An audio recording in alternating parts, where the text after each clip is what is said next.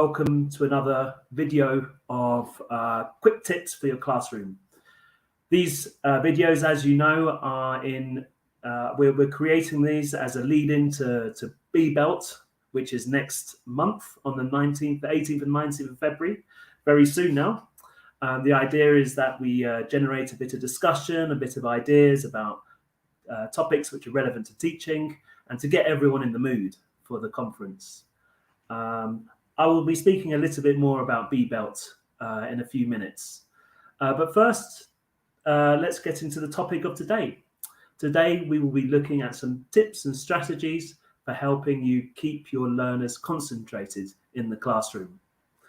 I hope this is useful for you. We'll be looking at some tips which are relevant. Most of the tips will be relevant for young learner teachers, because this is where we see most difficulty in keeping people engaged and concentrated. But there will also be some ideas for adults. So there's something for everybody, I hope. Can you go to the next slide, please, Carlos?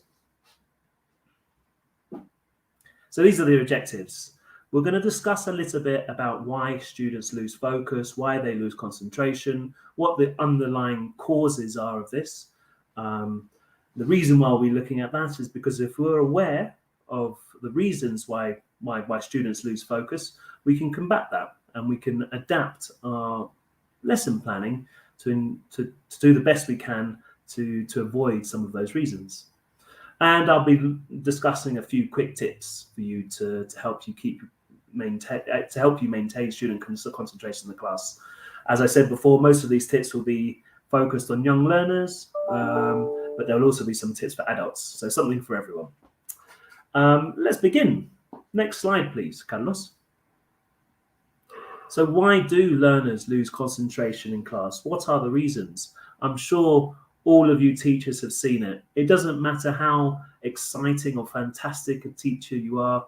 Everyone, all of us has experienced a class, or probably quite regularly experiences classes where learners lose concentration.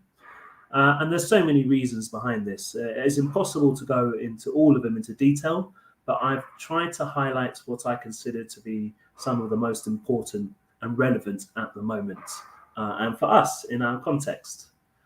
Next slide, please, Carlos.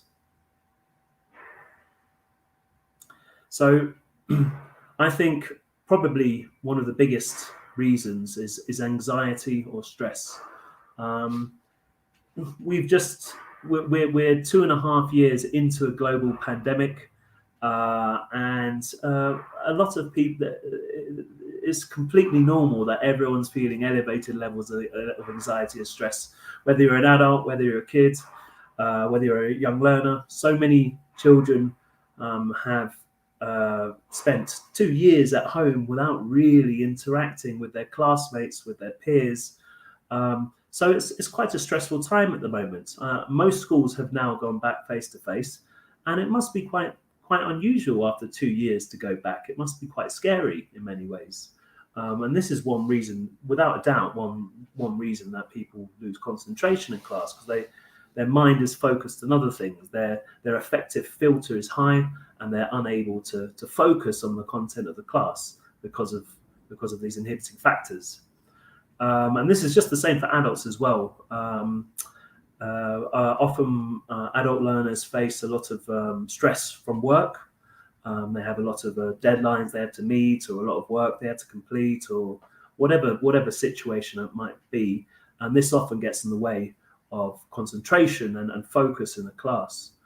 Also, perhaps something is happening at home. Perhaps there's some difficult relationships, some arguments, some problems with parents. These things all come into play when talking about concentration.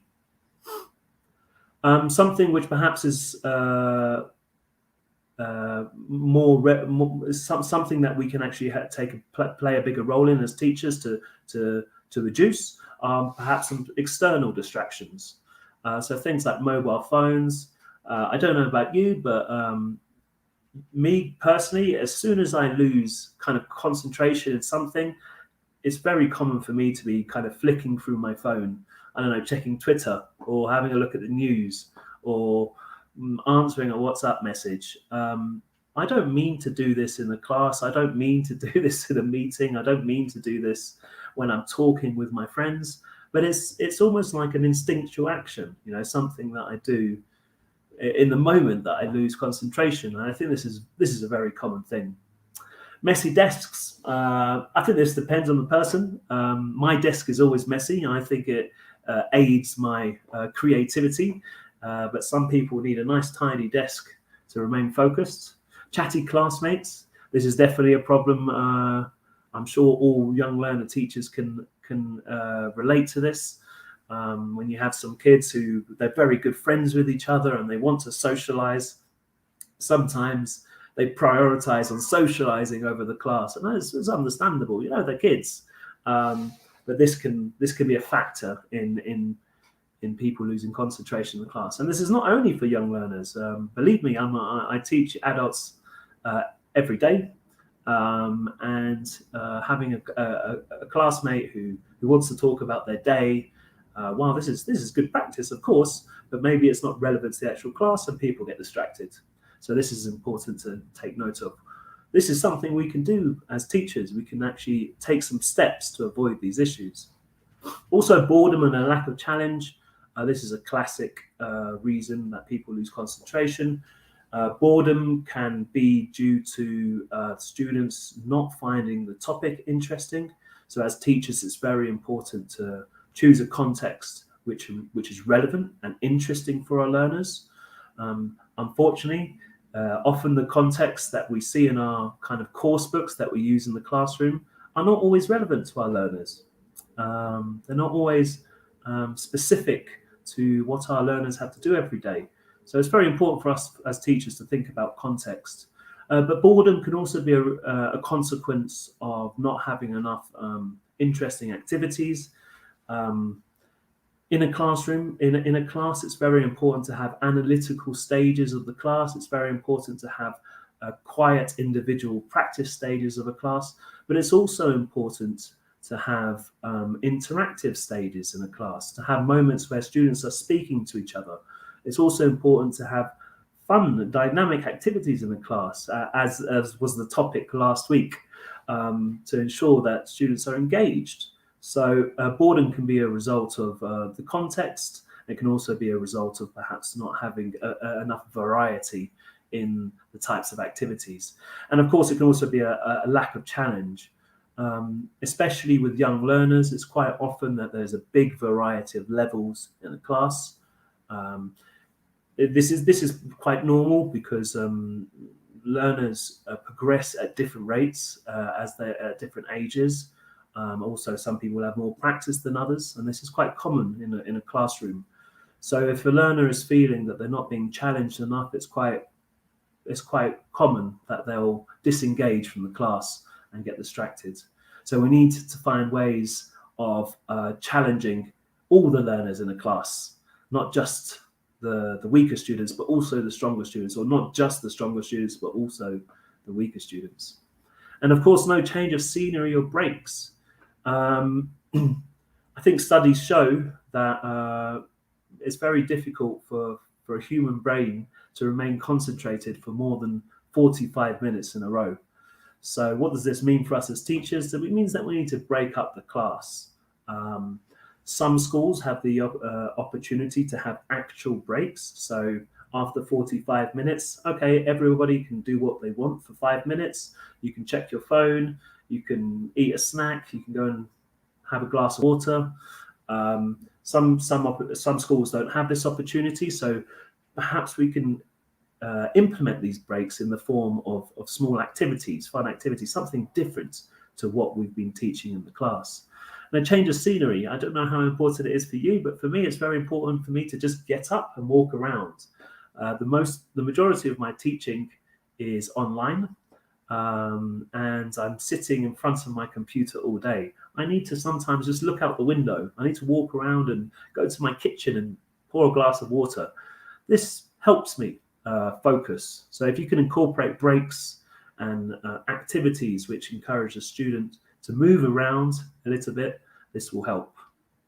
Okay, so these are some of the reasons that learners lose their concentration in class. Now I'm going to talk a little bit about some possible activities you can do to help keep them concentrated, to maintain their attention. So next slide, please. So here are some useful tips for young learners. Use a point system. A point system is a reward system. So when a kid in class does something well, they use some language well, they participate well, they help a classmate, they do some good teamwork, give them a point. Now these points can be in the form of stickers. I've seen teachers give stars to their students. I've seen teachers give stickers. I've seen teachers just write some ones on the whiteboard. I really like Class Dojo because it's digital. Class Dojo is a learning management system, and every student in the class can create their own avatar, and during a class you could give the avatars points for different things like hard work or collaboration or good speaking practice or something like that, and it keeps track of all the points in the class. What I like about it is that the students have a bit of ownership over their avatar. The student can go up to the computer and give themselves a point, or the teacher can do it, and you can specify what the points are for. But if you have a reward system like this, which I highly recommend for young learners, it's very important that the points lead to something. So the student who has the most points at the end of the class, what happens? There needs to be some form of a reward.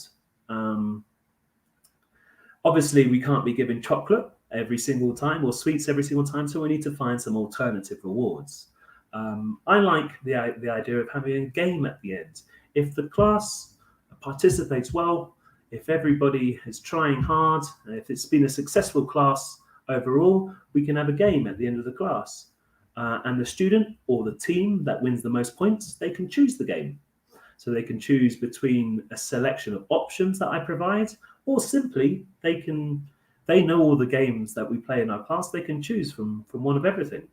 Or you can listen to a song. What I like to do sometimes with teenagers is that every 20 minutes we'll play a song, and the student who has earned the most points in those 20 minutes, they can choose the song that the class listens to as they do some sort of writing or activity. That's very popular with teenagers. Or watch a video. I have students who, in the last 6 months, I had a group of primary students who were absolutely obsessed with Minecraft. So we'd watch one of those short YouTube Minecraft videos in the break or at the end of a class or between some activities, and I'd let the student who had earned the most points in the period of time leading up to that choose the video. So some sort of reward for behaving well and for participating well. Signposting. I've spoken about signposting in a previous session. Signposting is very important to support students see their progress. If students feel that they're progressing, they're going to be more motivated and they're going to be more focused on the actual lesson. And this is important for young learners as well. What I like to do with young learners is have a class menu that I demonstrate to the students at the beginning of the course. So the class menu will consist of something like warm-up game, reading, speaking practice, game, surprise. I'd have these things and students will see what is coming up in the lesson. And if you have a special stage, which you call surprise, students always want to know what that surprise is, even if the surprise is, something that they've experienced in the past. They always want to know what that surprise is. So have a class menu, include some funny names in there, and as you complete each activity, tick it off or cross it out so students know that they're moving forward with the class. It's very important to vary the interaction patterns. What are interaction patterns? It's the form that people are speaking to each other. So here we can say T and SS. So this is teacher and student interaction pattern. Maybe this is an open class where I'm speaking to the students or the students are giving me some answers. But it's also important that students speak to each other, not to themselves, speak to each other. So have groups of students speaking to each other. So a group of 3, a group of 4, or just some pairs. My favorite interaction patterns are groups of 3. I think there's something special about a group of 3. A group of 4, there's quite a lot of people, and there's almost always one person who stays quiet for most of the time.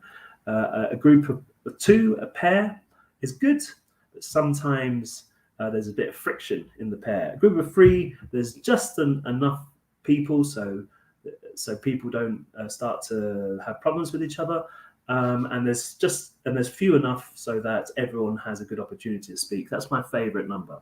So try 3s when you can. And having brain breaks, or brain gym, as some people like to call it. Everybody has their own, most teachers have their own kind of idea of what this can be. I've seen some teachers who very successfully implement yoga into the class with kids doing some stretching activities, or maintaining some positions, or some breathing activities. This is very good if led well. This is not something that I personally am very good at leading, so I prefer to do things like having a song break, or having a go and get a glass of water break, or give them some sort of puzzle, or some sort of activity that they had to work out in groups, which is just different to the content of the class. It's a break in the class. Next slide, please. Here are some more useful tips for young learners. Try some non-verbal communication. So rather than the teacher speaking all the time, try to do something else. So if you're teaching online, one of the great things about teaching online is being able to use emojis and reaction buttons. So when a student says something which is good, I always do the clapping emoji. If they say something which is funny, show the laughing emoji. It sounds very basic, but people react to it. They like it, and you can encourage your class. You can encourage the students in the class to do the same. I had a very, very nice group of young learners who got into the habit of always using the clap emoji. So every single time somebody did something well, the whole class gave a round of applause, and it just made everyone feel very comfortable and very happy about saying something, about participating in the class, because they know they had the support of the rest of the class. Using a name wheel to nominate, so you can either create one or with some paper and make a little wheel, or you can use name wheels on the internet. There are several apps in which you can do this. You can type each student's name into a different section of the wheel, spin it, and when it lands on a student, this student has to either answer a question, or they have to say something which is relevant to the class, or they have to participate in some way.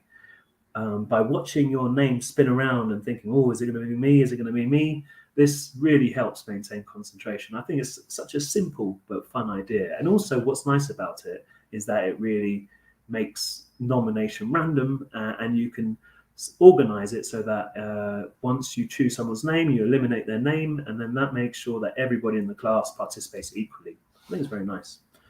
Gamifying your activities. Let's not forget to add an element of competition, an element of of trying to beat your partner.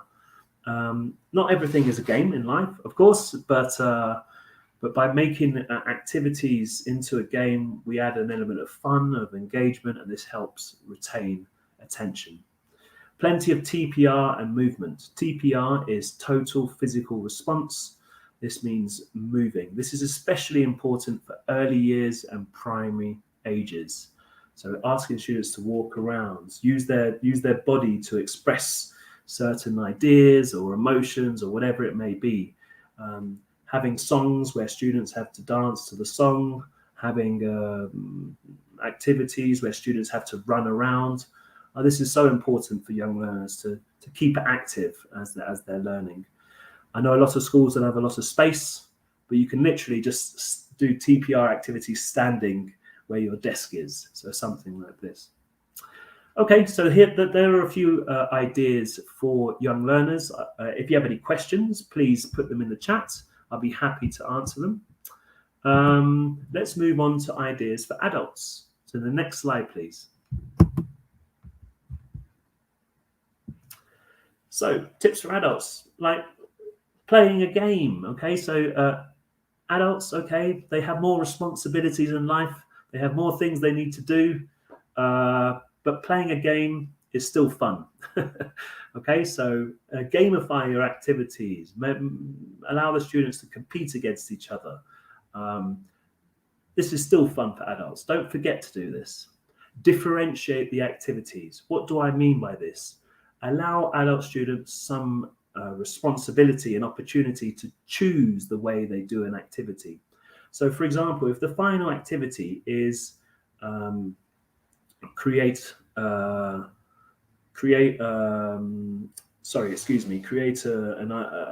activity. If you're having a business class and they have to create a plan for an away day, for a team building activity or something like this, allow your students to tackle that activity in different ways. So one team might decide to do that activity in the form of a presentation, and others might decide to do it in the form of a rap song, who knows? Or some might decide to do it in the form of a poster. Some might decide to do it writing a proposal. All of these are valid ways of doing that activity. And by allowing students to choose the way they do it, you're giving them some more ownership over their work. And this is motivating, and it helps people stay focused. Incorporating the use of mobile phones. So as I said before, mobile phones are a constant distraction in our lives, for better or for worse. No? But there's not really much we can do to stop adults checking their mobile phones. They might need it for work. They might need it for their family. What can we really do about that? What we can do is make it a positive thing that they're using their phone. So we can do online activities which involve students to use their phones. So something like Kahoot, something like Bamboozle, something like Quizlet.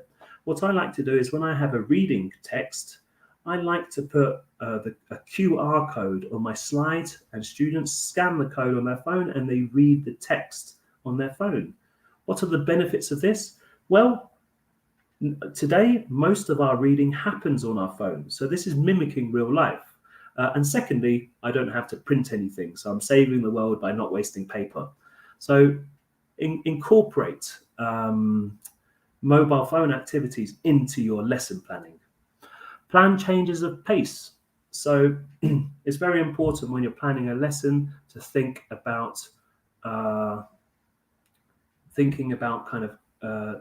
energizing activities, thinking about calming activities, thinking about self-practice, self-study activities.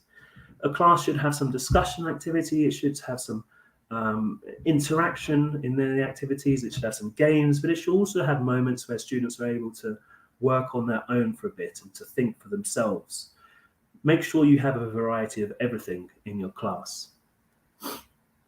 Include energizers. So this is something that you should include as a change of pace. An energizer is something which just gets people energetic. One thing that I like to do with low-level adult classes is I like to do scavenger hunts. So if we've been practicing colors, for example, with a beginner class, I say, go and find me something yellow. And they have to go and they have to run around and they have to find something yellow. This is an activity I do with young learners, but I also do it with adults. Why not?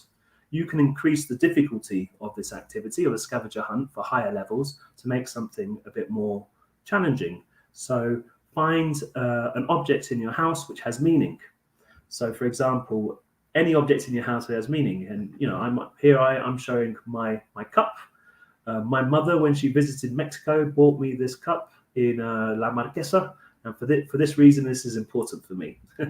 So, kind of having activities where they not are necessarily focusing on the content of the class, but doing something different to change the pace. And pen and paper activities.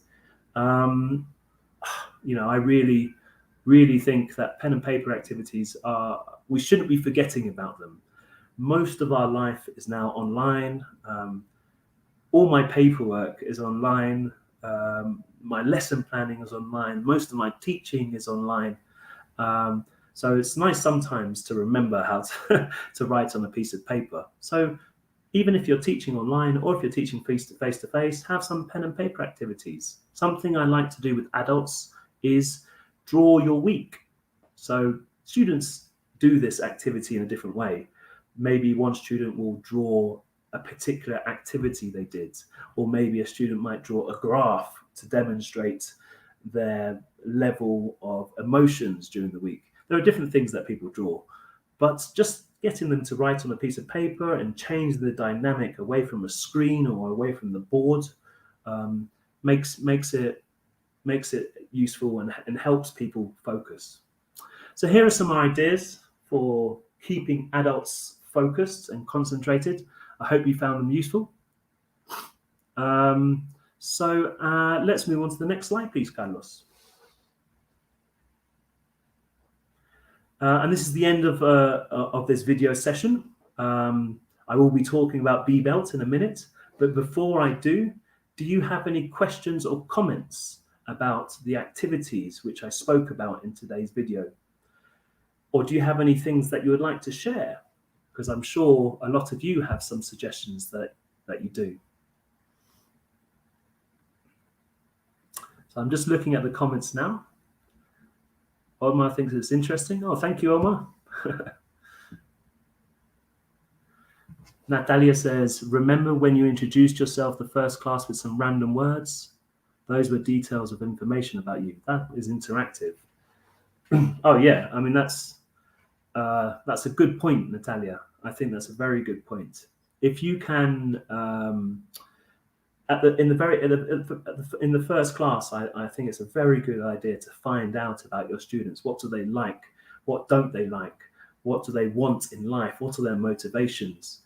And then if you can refer to this information at different points during the course or at different points during the year, this really makes learners feel that they've been listened to, and this really helps them focus their attention because they feel involved in the class, and they feel that they feel important because they are important, of course. So that's a nice idea, Natalia. I like that. It's very good. Hi, Arturo. Thank you. Nice to see you too. Thank you very much. Oh, Lena. Hi, Lena. Nice to see you again.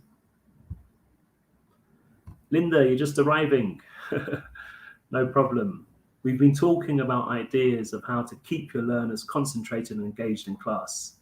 If you have anything you'd like to share, please do. And just having a look now.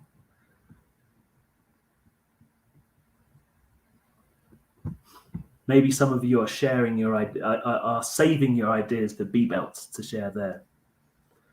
Here's Eugenia. Hi, great tips. I have young learner students and they love to play. If they really follow the instructions, it works. They learn and have fun. Mine have fun. Yeah, Eugenia, that's a very good point. Incorporating play into the learning is one of the most important things for teaching young learners, to be able to do that. Making free play for early years and for perhaps primary levels, making kind of more structured play for older primary and secondary students, and then having a competitive element to activities for teenagers. This makes such a massive difference, okay? A lot of people say that, I don't want to play games, I want to learn. But by learning through games, it really helps make the content memorable, it helps you retain the information, and it makes the class just flow easier and more fun. So I definitely agree with you, Eugenia. Thank you very much for sharing. Okay, guys, thank you very much. I'm glad you find this this video useful. Thank you very much for joining. I'd just like to move on to discuss a little bit B-Belt. Can we go to the next slide, please? Carlos, thank you very much. So BBelt 2022 is on the 18th and 19th of February. Please, I'm sure you've heard me speak a lot about this now. This is the event in the calendar of ELT in Mexico. We have some fantastic plenary speakers this year that it looks like it's going to be very, very exciting. And every year I attend, I always learn so much from listening to different speakers. It's such a great place to develop as a teacher, to hear about new ideas, to find out what other teachers in Mexico and around the world are doing at the moment to maintain on top of developments in English language teaching. It's really the place to do it. It's also a great place to network, to meet people, to forge connections. It will be online, but there is still opportunity to network and learn. And one of the benefits of it being online is that you are able to watch many more sessions because you don't necessarily need to watch them live. So if you haven't got your ticket already for BBelt, please do so now. Next slide, please, Carlos. So just a little bit about the tickets for BBelt. The early bird offer is ending on the 31st of January. So that's in 7 days' time. You have one more week to get the early bird offer. If you're coming to BBelt, take advantage of that. And also we have a promotion for you. This is the same promotion we've been talking about the last 2 weeks, but I think it's such a great promotion. So if once you book a ticket for BBelt, you can get a second individual free. So all you have to do is go online to the BBelt website, register yourself, use the discount code, which is there, Quick Tips 240122. And as soon as you pay for your ticket and fill in this code, you'll receive an email with information on how to register the second person. So this might be a way to save a bit of money. It might be a nice present for a colleague, whatever. But I think it's a very good promotion. And yeah, I hope to see you at BBelt. And that's it from me. Thank you very much. Oh, we've got one final comment. Linda. My students like trivia games. I use PowerPoints about movies or real content. Okay, I'm not sure what PowerPoints are, Linda. Are they extra points? But yeah, trivia games are nice. What I like about trivia games, I agree with you, Linda. One of the benefits of trivia games is that you don't have to be the strongest student in terms of speaking English to do well. Sometimes there is often a difference of level in a classroom. We have some stronger students and we have some weaker students. But by playing a trivia game, the slightly weaker students have just as much opportunity to win in the game as anybody else. So by incorporating activities where you don't necessarily have to be the strongest at speaking English to win, this really kind of creates a better community within the classroom, and it makes sure that a wider variety of people kind of win the activities. So I totally agree with you, Linda. That's a nice idea. Thank you for sharing. That's it from me. Thank you very much. Thank you for tuning in. I'll see you next week. Oh, Linda's just talking about they earn dollars that they can change for homework. Oh, great. That's a great idea, Linda. So thank you very much, everybody. Have a fantastic week and see you next week. All the best. Goodbye. Oh, one final comment.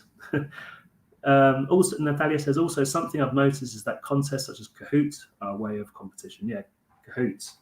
Kahoot is great, isn't it? Kahoot, Bamboozle, Quizlet, Wordwall, all of these are great. So thank you very much. I hope you have a great week. See you next time. Thanks, guys. Goodbye.